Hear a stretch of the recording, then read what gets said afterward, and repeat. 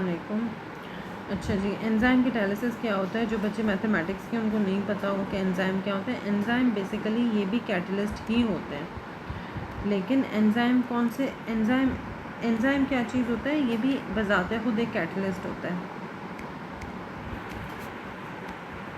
Enzyme जो है वो खुद एक कैटलिस्ट है, लेकिन फिर अगर ये खुद कैटलिस्ट है एंजाइम, तो फिर हम इसको एंजाइम क्यों कहते हैं? हम इसको कैटलिस्ट क्यों नहीं कहते?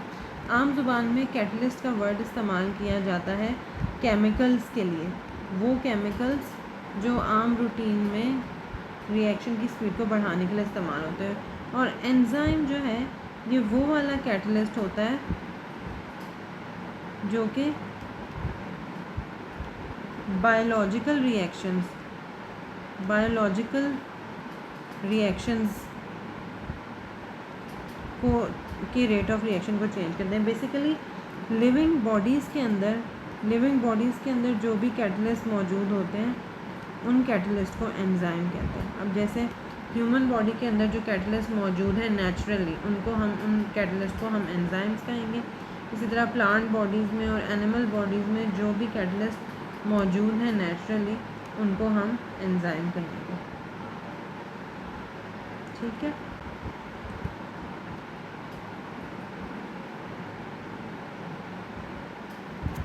अच्छा, तो यहाँ से पढ़ना शुरू करते हैं।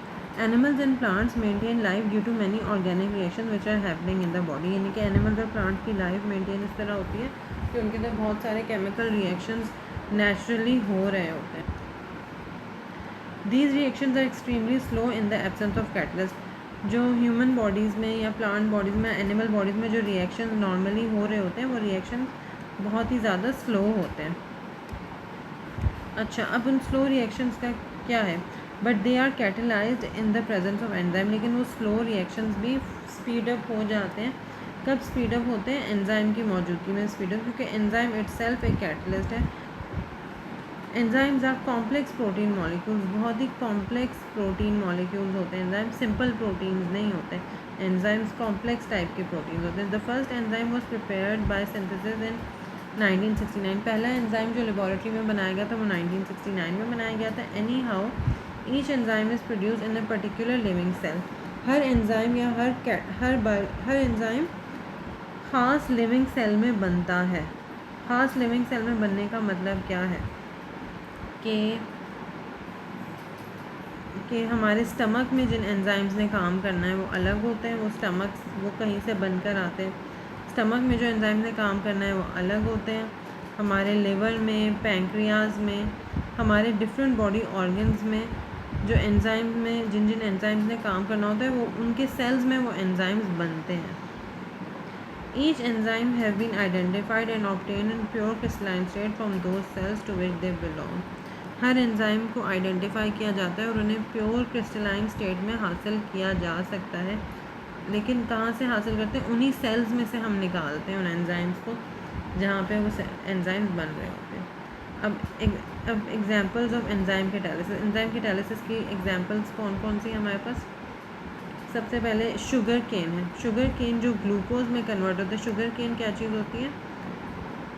गन्ने के रस के अंदर जो शुगर मौजूद होती है, गन्ने के रस के अंदर जो शुगर मौजूद होती है उसको कैन शुगर कहते हैं। उसका फार्मूला होता है C12H22O11। ये वाटर के साथ रिएक्ट करती है और ये C12 यानी कि 12 कार्बन्स वाला ये मॉलिक्यूल है। ये 12 कार्बन वाला मॉलिक्यूल ब्रेक होके 6 कार्बन के 2 मॉलिक्यूल्स में कन्वर्ट हो जाता है। पहला मॉलिक्यूल जो 6 कार्बन का बनता है वो ग्लूकोज बनता है, और जो दूसरा मॉलिक्यूल 6 कार्बन का बनता है वो बनता है फ्रुक्टोज। अब ये वाला रिएक्शन होता किस तरह है? क्या कैन शुगर में बिल्कुल सिर्फ पानी डाल दिया और ग्लूकोज फ्रुक्टोज बन जाता है? ये वाला रिएक्शन होता है एंजाइम की मौजूदगी में, और इस एंजाइम का नाम है इन्वर्टेज। ठीक है। ये इन्वर्टेज एंजाइम जो है वो लिविंग बॉडी में मौजूद होता है, और ये ईस्ट में भी मौजूद होता है। ईस्ट आपने पढ़ी होगी, एक ख़ास किस्म की फंगस होती है ईस्ट, आप उसको भी बोलते हैं। ईस्ट जो है वो कहाँ पे इस्तेमाल होती है? हमारी किचन में भी जब आप पिज़्ज़ा वगैरह बनाते हैं और आप उसमें ईस्ट का पैकेट डालते हैं, ख़मीर का पैकेट डालते हैं, जिससे पिज़्ज़ा की डो जो है वो फूल जाती है। तो ख़मीर के अंदर ये एंजाइम होता है इन्वर्टेज, जो कि इस वाली शुगर को कन्वर्ट कर देता है ग्लूकोज और फ्रुक्टोज में। अक्सर आपने देखा होगा कि पिज़्ज़ा बनाते वक्त भी ये किया जाता है कि उसके अंदर ईस्ट डाला जाता है और ईस्ट के साथ जो है वो ये थोड़ी सी चीनी डाल दी जाती है। तो ईस्ट के साथ चीनी डालने का मकसद यही होता है कि ईस्ट जो है वो एक्टिव हो जाता है चीनी के डालने से और ईस्ट कन्वर्ट करना शुरू कर देता है इसको ग्लूकोज में।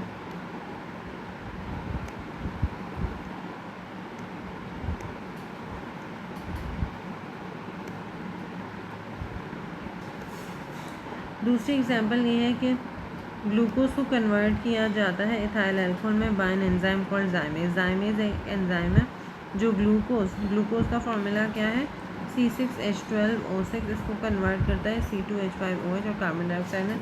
अब आप देखो कि इस वाले रिएक्शन में C6H12O6 के अलावा कोई रिएक्टर नहीं है, तो सिर्फ क्या है जाइमेज एंजाइम इस्तेमाल हो रहा है। अगर एंजाइम यहाँ पे नहीं होगा तो ये वाला रिएक्शन फिर नहीं होगा।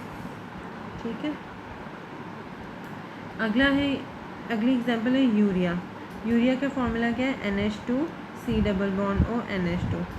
ये वाला कंपाउंड जब वाटर के साथ ये रिएक्ट करता है लेकिन ये किस में कन्वर्ट हो जाता है अमोनिया और कार्बन डाइऑक्साइड में। लेकिन ये ऐसे नहीं कन्वर्ट होगा, इसके लिए एक एंजाइम चाहिए होता है यूरिएज। कभी भी यूरिया में पानी मिलेगा तो ये दोनों चीज़ें नहीं बनेंगी, लेकिन अगर एंजाइम यहाँ पे यूरिएज मौजूद होगा तो फिर ये वाला रिएक्शन हो जाएगा और अमोनिया और कार्बन डाइऑक्साइड बन जाएंगे। Characteristics of enzyme catalysis. Enzyme catalysis के क्या कैरेक्टरिस्टिक होते हैं? इसकी कोलॉइडल नेचर होती है। All enzymes are colloidal in nature and they are basically proteins with molecular weights ranging from 10,000 to million।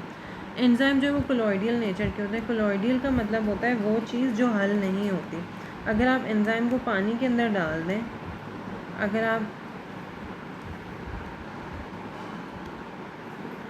Enzyme की कोलॉइडल नेचर होती है। कोलॉइडल नेचर का मतलब ये होता है कि अगर आप नमक को जो है वो पानी में डालें तो नमक जो है वो पानी में घुल जाएगा और आपको नमक के ज़र्रात नज़र नहीं आएंगे। नमक बिल्कुल ऐसे हो जाएगा कि जैसे पानी में घुला हुआ है। ठीक है,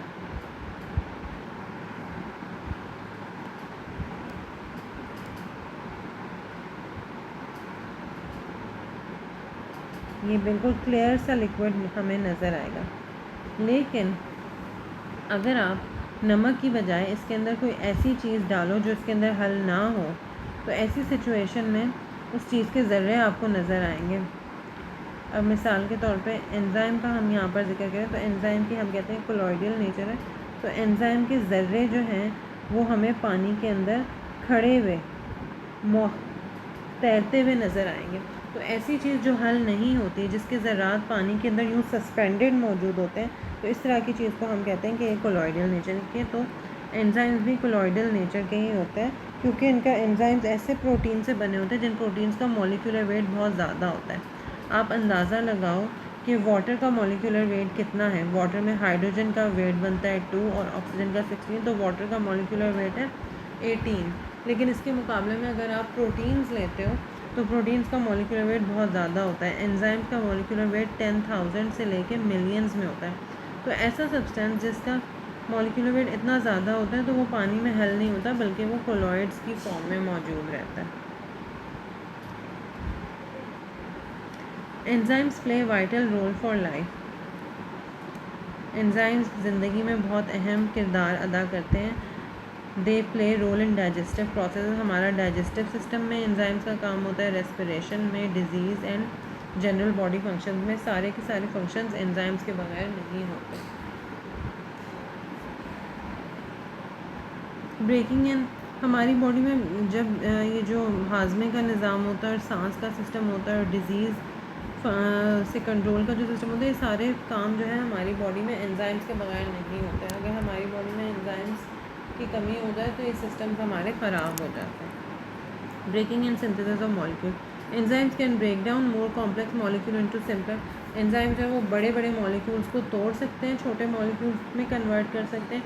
any how there are certain enzyme which synthesize more complex molecule, और कुछ एंजाइम ऐसे भी होते हैं जो सिंपल मॉलिक्यूल से कॉम्प्लेक्स मॉलिक्यूल्स को सिंथेसाइज कर सकते हैं।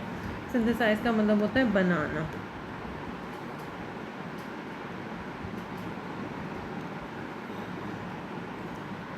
स्पेसिफिसिटी, एंजाइम जो हैं वो बहुत स्पेसिफिक होते हैं। Enzymes are specific in nature, each enzyme can catalyse particular chemical reaction, यानी कि हर एंजाइम एक ख़ास केमिकल रिएक्शन को कैटेलाइज कर सकता है, यानी उसको उसकी स्पीड को चेंज कर सकता है, हर किसी को नहीं कर सकता। अब इसकी मिसाल सिंपल सी है, मैं आपको पीछे से दिखाती हूँ कि जहाँ पर आपने इन्वर्टेज एंजाइम देखा यूज़ होता हुआ, अगर आप इस जगह पे इन्वर्टेज एंजाइम की जगह कोई और एंजाइम इस्तेमाल करोगे, जाइमेज करोगे, तो फिर ये वाला रिएक्शन इस तरह से नहीं होगा, क्योंकि इस रिएक्शन को करने के लिए एक ही एंजाइम है, उसका नाम है इन्वर्टेज। जाइमेज का अपना रोल है, वो अलग जगह पे मौजूद होता है। इसी तरह यूरिएज का अलग रोल है, वो अपना रिएक्शन करेगा। ठीक है, ऐसा नहीं होगा कि आप जाइमेज की जगह यूरिएज इस्तेमाल कर लो तो रिएक्शन वैसे का वैसे होगा। हर एंजाइम अपना रिएक्शन स्पेसिफिक करता है। Equilibrium constant, just like other catalyst enzyme do not disturb the equilibrium constant of the reaction, यानी कि ना इक्विलिब्रियम की पोजीशन को एंजाइम्स डिस्टर्ब करते हैं, ना ही इक्विलिब्रियम कांस्टेंट की वैल्यू को एंजाइम्स चेंज करते हैं। ये सिर्फ रेट ऑफ रिएक्शन को इंक्रीज़ करते हैं और टाइम जो चाहिए होता है रिएक्शन करने के लिए उसको कम कर देते हैं, लेकिन इक्विलिब्रियम को ये कुछ भी नहीं कहते। ये बिल्कुल आम कैटलिस्ट की तरह, जिस तरह आम कैटलिस्ट भी इक्विलिब्रियम डिस्टर्ब नहीं करता, एंजाइम भी डिस्टर्ब नहीं करते। Temperature effect, the range of temperature plays a vital role for the activity of enzyme. Enzyme जो है ना एक ख़ास टेम्परेचर पे ही एक्ट करते हैं। Actually the rates of enzyme generally increase up to 40 degree, यानी कि 0 डिग्री से लेकर जब 40 डिग्री तक टेम्परेचर जाता जाएगा तो आप देखेंगे कि जैसे जैसे टेम्परेचर बढ़ रहा है एंजाइम की एक्टिविटी भी बढ़ती जा रही है। लेकिन 40 डिग्री से ऊपर अगर टेम्परेचर जाएगा तो एंजाइम डी नेचर हो जाएगा, यानी उसकी फितरत बदल जाएगी, उसकी नेचर तब्दील हो जाएगी, उसका फंक्शन वैसा नहीं रहेगा जैसा उसका होना चाहिए। pH effect, the action of enzymes is very sensitive towards the variation of pH of medium, यानी कि pH के लिहाज से भी एंजाइम बहुत सेंसिटिव होते हैं। एक ख़ास pH में ही एंजाइम काम करेगा। They can not withstand the action of strong acid strong में। अगर pH बहुत ज़्यादा एसिडिक हो जाएगी, pH आप समझते हो ना कि 0 से 14 तक एक स्केल होता है pH का, 0 से लेकर 6 तक एसिडिक pH होती है और 7 जो है वो न्यूट्रल होती है, उसके बाद 8 से लेकर 14 तक बेसिक pH होती है। तो ना बहुत स्ट्रॉन्ग एसिड में एंजाइम काम कर सकता है, ना स्ट्रॉन्ग बेसिक कंडीशन में एंजाइम काम कर सकता है। एंजाइम को काम करने के लिए बहुत ही न्यूट्रल सी pH चाहिए होती है। concentration of the catalyst, the velocity of catalyzed reaction is proportional to the concentration of enzyme catalysis में भी यही होता है कि एंजाइम की कंसंट्रेशन के ऊपर जो है वो स्पीड ऑफ रिएक्शन डिपेंड करती है। ये नहीं कि जैसे मैंने आपको पहले भी बताया था कि बेशक हमें कैटलिस्ट बहुत थोड़े अमाउंट में चाहिए होता है, लेकिन इसका ये मतलब नहीं है कि हम इतना कम कैटलिस्ट डालें कि रिएक्शन ही ना हो। इतना तो डालना चाहिए कि रिएक्शन हो जाए। तो इस वजह से कॉन्सेंट्रेशन ऑफ कैटलिस्ट भी मैटर करती है। ये नहीं कि आप बहुत थोड़ा सा कैटलिस्ट डालें, इतना डालना है कि रिएक्शन हो। Concentration of substrate, if the concentration of enzyme is constant, अगर हम एंजाइम की कॉन्सेंट्रेशन कांस्टेंट लेते हैं, मिसाल के तौर पे एंजाइम की कॉन्सेंट्रेशन हमने 10 मोल्स पर DM³ ले लिए, then the rate of catalysed reaction is proportional to the concentration of the substance. तो ऐसी सिचुएशन में क्या आएगा कि अगर हम सबस्ट्रेट क्या चीज़ होती है, जिस चीज़ के ऊपर रिएक्शन हो रहा है, जिसकी चीज़ के ऊपर कैटालिसिस का रिएक्शन हो रहा है। मिसाल के तौर पे मैं आपको इन एग्जांपल से समझाती हूँ थोड़ा सा, कि यहाँ पर इन्होंने इन्वर्टेज एंजाइम लिया। ये इन्वर्टेज एंजाइम है और कैन शुगर जो है वो सबस्ट्रेट है। सबस्ट्रेट वो चीज़ होती है जिसके ऊपर एंजाइम ने काम करना होता है। तो अगर हमने इन्वर्टेज की कंसंट्रेशन 10 ले ली है और कैन शुगर की कंसंट्रेशन हम 0 से बढ़ा रहे हैं, तो 0 से कैन शुगर की कंसंट्रेशन हमने बढ़ाना शुरू की, तो जैसे जैसे कंसंट्रेशन बढ़ाते जाएंगे रेट ऑफ रिएक्शन भी बढ़ता जाएगा। लेकिन एक टाइम आएगा जब रेट ऑफ रिएक्शन जो है वो रुक जाएगा। वो रुक क्यों जाएगा? वो रुक इसलिए जाएगा क्योंकि हमारे पास ये जो है वो एंजाइम की कंसंट्रेशन, 1 मिनट में पेन से आपको प्रॉपर ड्रॉ करके बताती हूँ। यहाँ पर हमने एंजाइम की कॉन्सेंट्रेशन को हम शो करें, एंजाइम की कॉन्सेंट्रेशन हमने 10 ली हुई है और यहाँ पर हम सबस्ट्रेट की कॉन्सेंट्रेशन देख रहे हैं ये ग्राफ में, ये 0 से सबस्ट्रेट स्टार्ट किया है हमने और ये 10 पे हमने लाइन लगा दी। अब शुरू में 0 से सबस्ट्रेट स्टार्ट किया तो 0 से जब हमने सबस्ट्रेट की कॉन्सेंट्रेशन को इंक्रीज़ करना शुरू किया तो साथ में रेट ऑफ रिएक्शन भी बढ़ता जाएगा, लेकिन एक पॉइंट आएगा कि जहाँ पे रेट ऑफ रिएक्शन जाके यहाँ पर रुक जाएगा। क्यों रुक जाएगा? क्योंकि एंजाइम हमारे पास जितना एंजाइम्स के पास होती है एक्टिव साइट्स, इन एक्टिव साइट्स में जो है ना वो सबस्ट्रेट आके रिएक्ट करता है। तो अगर जब सारी एक्टिव साइट्स में सबस्ट्रेट आके फिल हो जाता है, शुरू में सिर्फ एक एक्टिव साइट पे काम हो रहा था तो रेट ऑफ रिएक्शन कम था, फिर एक और एक्टिव साइट पे काम शुरू हो गया, फिर एक और पे, एक और पे, एक और पे, फिर एक पॉइंट आया कि सारी एक्टिव साइट्स फिल हो गई हैं। तो अब इसके बाद अगर आप सबस्ट्रेट बढ़ाना भी शुरू कर दो, सबस्ट्रेट आप बढ़ाते जा रहे हो लेकिन एक्टिव साइट तो मौजूद ही नहीं है, तो इस वजह से रेट ऑफ रिएक्शन इंक्रीज़ नहीं होगा। Any how this is true only up to a point of limiting concentration. The reason is that when all the active sites of enzyme are occupied by the substrate, जब सारी active sites को substrate occupy कर लेगा, then further increase of substrate concentration does not affect the rate of reaction. यानी उसके बाद मज़ीद आप concentration substrate की बेशक बढ़ा दें लेकिन rate of reaction उसके बाद नहीं बढ़ेगा।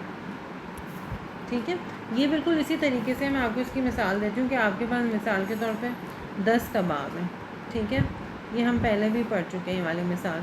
और ब्रेड आपके पास बहुत सारी ब्रेड है, पहले आपने ब्रेड का सिर्फ एक स्लाइस लिया, तो फिर एक सैंडविच बना, फिर आपने ब्रेड बढ़ाना शुरू कर दी, 2 3 4 5 ब्रेड के स्लाइसेस आप बढ़ाते जा रहे हो। तो जैसे जैसे आप ब्रेड के स्लाइसेस बढ़ाते जा रहे हो तो सैंडविचेस ज़्यादा बनते जाएंगे, लेकिन ये सिर्फ 10 तक हो सकेगा क्योंकि 10 ब्रेड के स्लाइसेस के बाद जो है वो कबाब तो ख़त्म हो जाएंगे। तो आप 10 के बाद बेशक आप 11 12 13 ब्रेड स्लाइसेस लेकर आ जाओ, ब्रेड के स्लाइसेस, लेकिन सैंडविचेस और नहीं बनेंगे क्योंकि हमारे पास कबाब भी ख़त्म हो गए। तो ये एक बहुत ही फूडी सी एग्जांपल मैंने आपको दी है जो कि अक्सर एफएससी की बुक्स में लिखी हुई होती है। मुझे लगा कि शायद आप इससे फेमिलियर होंगे तो इससे मैंने आपको इसी एग्जांपल से बढ़ा दिया। नेक्स्ट चीज़ है cofactor. Some of the enzymes need cofactors for their activity. कुछ एंजाइम्स होते हैं जो अपनी एक्टिविटी परफॉर्म करने के लिए उनको कोफैक्टर की ज़रूरत होती है। दीज को एंजाइम, इन कोफैक्टर का दूसरा नाम को एंजाइम भी है। These are simple molecules compare to the enzyme protein. Enzyme के मुकाबले में ये बहुत ही सिंपल से मॉलिक्यूल्स होते हैं। जैसे हमने पढ़ा था ना कि एंजाइम तो कॉम्प्लेक्स मॉलिक्यूल होते हैं, लेकिन एंजाइम के साथ जुड़ा हुआ चीज़ कोफैक्टर या को एंजाइम वो एक सिंपल मॉलिक्यूल होता है। कौन सा पेज हम पढ़े थे? 600। इसके बाद 601 कहाँ पर है? 601 ऊपर है।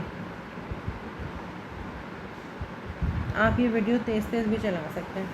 अगली चीज़ है poisoning of chemicals, poisoning effect.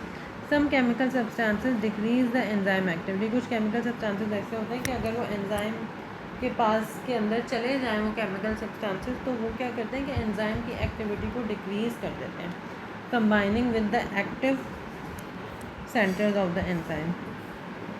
Enzyme के एक्टिव सेंटर के अंदर वो केमिकल सब्सटेंस चला जाता है और फिर उसकी एक्टिविटी को ब्लॉक कर देता है। इन्हीं सब्सटेंसेस को पॉइजन भी कहते हैं, जैसे आपने पहले पॉइजनिंग ऑफ कैटलिस्ट पढ़ा था। अब हम पढ़ेंगे mechanism of enzyme catalysis. Enzymes are present in the form of colloid.